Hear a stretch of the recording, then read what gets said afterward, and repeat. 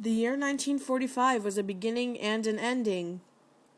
The modern era began, and the depression and wartime despair was behind America. The Truman era began battle with the ideology and politics of Joseph Stalin.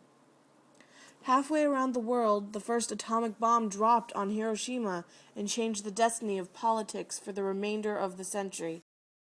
World War II had just ended and Cold War began. The bombing of Hiroshima set into motion the realization that a new era of warfare had begun. American culture was flooded with scare tactics on the power of nuclear war, and a new enemy emerged from the Iron Curtain, the Soviet Union. The idea of a Cold War had begun in the 1930s, but remained a silent threat known only by those who understood the power of nuclear weapons.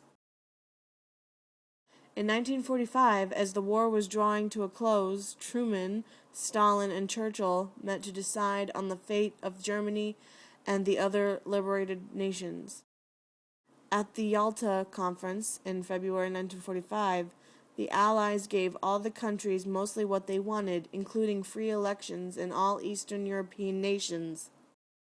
However, in July 1945, at the Potsdam Conference in Germany, Stalin made it clear that he had no intention of allowing free elections in Eastern Europe.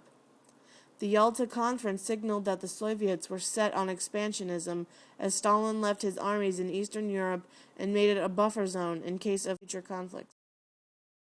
Europe was allied so that it would carry out Moscow's decisions.